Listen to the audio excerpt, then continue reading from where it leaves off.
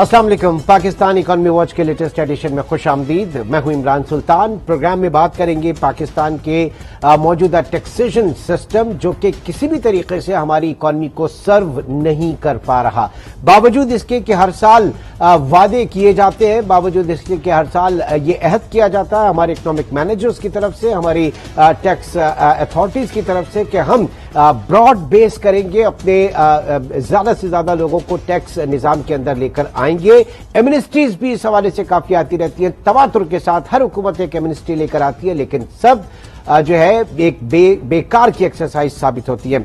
आज हमारे साथ मौजूद हैं अब्दुल कादिर मेमन साहब, माहिर टैक्स समूल, पैटर्न है पाकिस्तान टैक्स बार के, और इसके साथ साथ former president Karachi tax bar association. बहुत शुक्रिया कादिर मेमन साहब आपकी तशरीफ आवरी का। सबसे पहले जानना चाहेंगे कि ये इस वक्त एक नई बहस, कुछ कंफ्यूजन, मुल्क मुकीम जो पाकिस्तानी हैं उनके जो असासे हैं बाहर, जो फॉरेन एसेट्स हैं उनके ऊपर कैपिटल वैल्यू टैक्स के नाफिज किए जाने का, जरा इसका बैकग्राउंड हमें बताइएगा। और फिर यह भी बताइएगा, क्योंकि कंफ्यूजन यह है कि आप एमनेस्टी से जिन लोगों ने डिक्लेयर कर दिया एमनेस्टी में, क्या वो उस वक्त फुल एंड फाइनल थे, और अगर थे तो दोबारा उनके ऊपर सीवीटी क्यों वसूल किया जा रहा है? बहुत शुक्रिया इमरान, सबसे पहले तो यहाँ इनवाइट करने का। और मैं समझता हूँ कि आपने बहुत ही इम्पोर्टेंट टॉपिक जो है उसको रेज किया है। जहाँ तक कैपिटल वैल्यू टैक्स की इम्पोजिशन का ताल्लुक है, जो कि इस फाइनेंस एक्ट में लगाई गई है, ऑल्दो इसका इतलाक जो है वो टैक्स ईयर 2022 यानी कि पिछले साल से ताल्लुक है उसका। तो ये इन दोनों इस मौजू पे दोनों लाहौर टैक्स बार और Sindh high court bar association, Sindh high court ने भी इस पे कंप्लीट डिसीजन अपने दे चुके हैं। लाहौर हाई कोर्ट का अभी फुल जजमेंट नहीं आया, उनका शॉर्ट ऑर्डर आया। उन दोनों में उन्होंने टैक्स पेयर को ये कहा है कि नहीं, ये गवर्नमेंट ऑफ पाकिस्तान ने ये ठीक लगाया टैक्स और इस पे लगना चाहिए। मैं चूंकि ये सब जुडिश हैं अभी बिफोर सुप्रीम कोर्ट भी, तो आई थिंक हम अपनी जो भी उसकी पोजीशन अपनी हम कम से कम उनकी अपना जी के ऊपर बात कर सकते हैं कि दोनों पार्टियों का मौक़िफ़ क्या रहा है इस पे। जी बिल्कुल। देखिए, एक्चुअली तो सबसे पहले तो हम ये देखें कि ये लगाए गए क्यों टैक्स। इस दफा 3 नए टैक्स लगाए गए। एक तो ये डीम्ड इनकम वाला 7E का, एक कैपिटल वैल्यू टैक्स लगाया गया और एक सुपर टैक्स लगाया गया। और अगर हम इनके आदाब देखें कि जो कि बजट में रखे गए हैं, तो 7E के तहत जहां तक मेरी नॉलेज है, जहां तक मुझे पता है, 15 बिलियन का बजट रखा गया और कैपिटल वैल्यू टैक्स में कोई 13 बिलियन का रखा गया, और जो मेजर रखा गया वो अबाउट 250 बिलियन का वो सुपर टैक्स की मद में रखा गया। तो अभी तो चूंकि सुपर टैक्स की बात हो ही नहीं रही, ऑलरेडी सिंध हाई कोर्ट ने इसमें एक जजमेंट ऑलरेडी दे दी है। तो अभी जो आप बात कर रहे हैं कैपिटल टैक्स, अच्छा ये लगा क्यों? सबसे पहले तो ये देखना है। इसके लगने की जो सबसे बड़ी जस्टिफिकेशन है वो ये है कि हमारे मुल्क में अनफॉर्चुनेटली डायरेक्ट टैक्स का जो प्रोपोर्शन है या जो भी वो है वो दिन ब दिन नीचे जा रहा है और इनडायरेक्ट टैक्सेस का ऊपर जा रहा है। मेरे ख्याल से एट प्रेजेंट 30-35% है ना हमारा डायरेक्ट टैक्सेशन और 65% इनडायरेक्ट। तो इसमें जो हमारी डोनर एजेंसी हैं उनका कहना ये है कि जब तक आप इसको किसी रीजनेबल लेवल पे नहीं लाएंगे डायरेक्ट टैक्सेस को, उस वक्त तक ये जो इन्फ्लेशन है या गुर्बत है इसका लेवल और नीचे जाता रहेगा। एक तो ये बात थी। दूसरी बात ये थी कि ये हमारी जो इंटरनेशनल या जो हमारी गवर्नमेंट है उनका भी ये है कि जी अमीर को टैक्स कंट्रीब्यूट करना चाहिए। अब उसमें सीवीटी पे उसके टैक्स होना चाहिए, उसको पिछले 2022 से होना चाहिए। मैं चूंकि मेरी अपनी जाती राय एज ए प्रोफेशनल ये है कि हमने आज तक यही पढ़ा है कि जो भी ट्रांजैक्शन क्लोज्ड हो जाती है, यानी जो साल क्लोज हो जाता है, उस पे टैक्स की लेवी जो है वो नहीं लगानी चाहिए। ये एक इंटरनेशनल ट्राइड लॉ है और एक जनरल नॉर्म है कि पीछे से टैक्स नहीं लगाया जा सकता। फ्यूचरिस्टिक हो सकता है। तो ये बात है। जहां तक आपने अभी बात की कि एमनेस्टी जब जिन्होंने डिक्लेयर की थी और उनसे ये कहा गया था कि जी आप पे कोई ये फुल एंड फाइनल टैक्स है, मेरा इंटरप्रिटेशन कुछ इसमें अलग है। मैं नहीं समझता कि उसमें ऐसा कुछ कहा गया था। उसमें ये कहा गया था कि जो भी डिक्लेरेशन आप करेंगे उस वक्त का जो लॉ है उसके मुताबिक आपसे कोई और टैक्स नहीं लिया जाएगा या आप पे और कोई कवानीन की इतलाक नहीं होगा। इसमें देखें आप, बहुत सारे लोगों ने स्टेट बैंक के रेगुलेशन को डिसोबे किया और फॉरेन एक्सचेंज बाहर भेजा। बहुत सारे लोगों ने बहुत सारे कंपनी लॉ की इसकी। तो ये एक्चुअली मेरा नहीं ख्याल कि कोई ऐसी कोई एश्योरेंस थी कि जी आपको जो है वो पास फिर आगे जाके उस पर कोई टैक्स नहीं लगेगा। गवर्नमेंट ऑफ पाकिस्तान है, हर गवर्नमेंट के पास इख्तियार होता है कि कोई भी नया टैक्स वो लेवी कर सकता है। अच्छा, जो इसको कोट किया जा रहा है कि जनाब एमनेस्टी से लोगों ने फायदा उठाया और वो प्रॉब्लम में एमनेस्टी के ये कहा यह जा रहा है कि सिर्फ यूएई के अंदर पाकिस्तानियों के तकरीबन $30 बिलियन के करीब इन्वेस्टमेंट है वहां के रियल एस्टेट में, और एमनेस्टी से ऑलमोस्ट $2-3 अरब की ही यहां पे डिक्लेयर हुई। इतना बड़ा क्वांटम जो है अभी भी उस टैक्स नेट के से बाहर है, तो उनके तो मजे नहीं। देखें, मैं बहरहाल मुझे उसके फिगर का तो नहीं पता कि ये फिगर कहां से आ रहा है और कौन दे रहा है और किस तरह शबरजदी ने कोट किया तो आई हैव नो उसकी वेरिफिकेशन मेरे पास कोई नहीं है कि वो कितना क्वांटम है, बट ये जरूर है कि हमारे पाकिस्तानी जो रेजिडेंट पाकिस्तानीज हैं उनका बहुत सारे लोगों का वहां पर असासों में इन्वेस्टमेंट है जिन्होंने यहाँ पे डिक्लेयर नहीं किया। अनफॉर्चुनेट पार्ट इस सीबीटी के मेरे ख्याल में हुआ है वो ये हुआ है कि जिन लोगों ने जो एग्जिस्टिंग टैक्स पेयर्स हैं और जिन्होंने अपनी डिक्लेरेशन की हुई है उन पे ये टैक्स का इतलाक तो हो गया, बट ऐसे लोगों पे नहीं हुआ।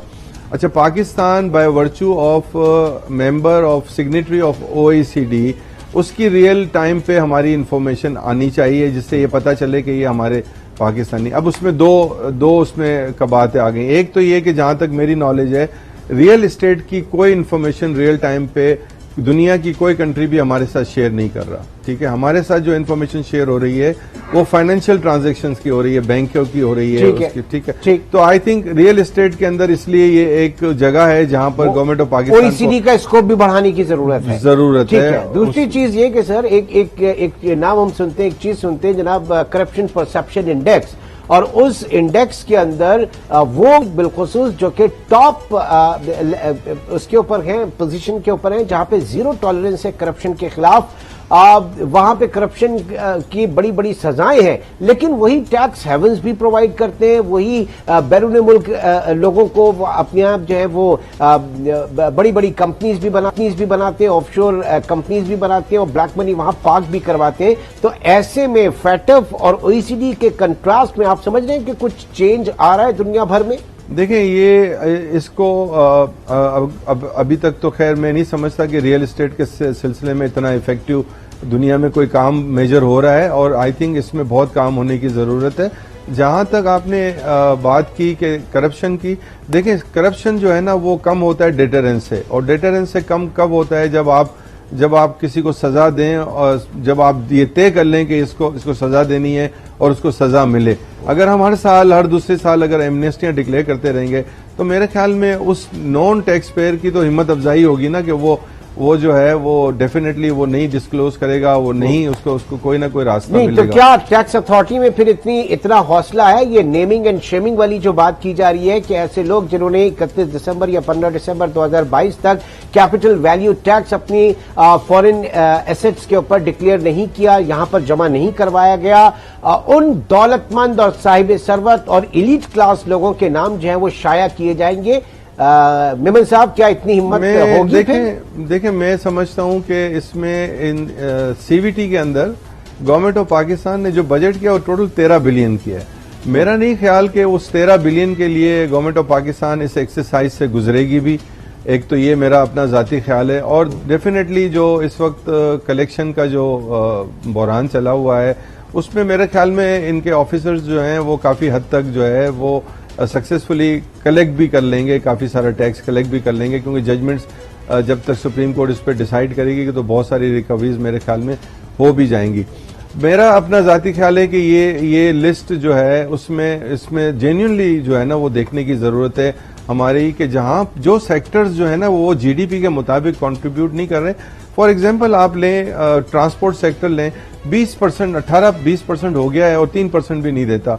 होलसेल। What about agriculture? मैं अभी आपसे देखें, मैं गुजारिश कर रहा हूं, अगर आप अपना देखें ट्रांसपोर्ट सेक्टर आप देखिए 20% हो गया। अब इनसे किसी तरह भी कोई टैक्स वसूल होने के कोई रास्ते नहीं है। We have to come out of box to do something कि इनसे किस तरह टैक्स की वसूली की जाए, उनको कैसे टैक्स में नेट में लिया जाए और किस तरह उनको फैसिलिटेट किया जाए। देखिए, जब तक एग्जिस्टिंग टैक्स पेयर को इमरान साहब हम फैसिलिटेट नहीं करेंगे, इस मुल्क से इंडस्ट्री बंद होती जाएगी। आप देखें एक जमाने में जो होलसेल एंड रिटेल सेक्टर था वो 14-15% था, आज 20% हो गया। इसकी क्या, इससे ये पता चलता है कि हमारी इंडस्ट्रियां बंद हो रही हैं और हम जो है हमारा उस पर ध्यान ही नहीं है बिल्कुल। लेकिन सर करना किसने, ये तो सारा अगर एफबीआर के ऊपर भी आप देखें, वहां के वो भी अगर 35% डायरेक्ट टैक्सेशन और 65% इनडायरेक्ट टैक्सेशन हो, पूरे मुल्क को आपने विदहोल्डिंग एजेंट बनाकर रख दिया हो, तो फिर ऐसे में क्या खैर की तवक्कुल इसमें की जा सकती है? देखें तीन चीजें जो है ना वो बहुत इंपॉर्टेंट है। अगर ये हम कर लें, एक तो ये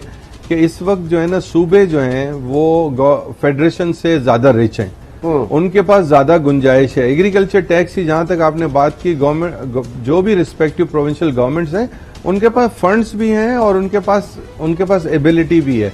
अगर वो, चूंकि आप देखें टैक्स टू जीडीपी रेशो जब भी कभी कैलकुलेट किया जाएगा तो उसमें जो प्रोविंस भी जो टैक्स कलेक्ट करते हैं वो मिल के दोनों का होता है। तो अनफॉर्चुनेटली चूंकि प्रोविंसेस इतने टैक्स कलेक्ट नहीं कर रहे हैं जो कि ड्यू टैक्सेस हैं, तो लिहाजा उसमें हमारी जो है ना वो नहीं हो रही। दूसरा मैं ये समझता हूं कि जो इमरान साहब, मैं हमेशा से कहता हूं कि हमारे पास ऑटोमेशन को बहुत ही स्ट्रांग होना जरूरी है। दुनिया में नीड ऑफ द आवर कि हम ऑटोमेशन की तरफ आए। बहुत शुक्रिया। प्रोग्राम में वक्त की कमी इस वक्त आड़े आ रही है। बहुत बहुत कादिर मीमन साहब प्रोग्राम में शरीक थे। इंशाल्लाह आपसे फिर मुलाकात होगी। टिल देन टेक केयर, अल्लाह हाफिज।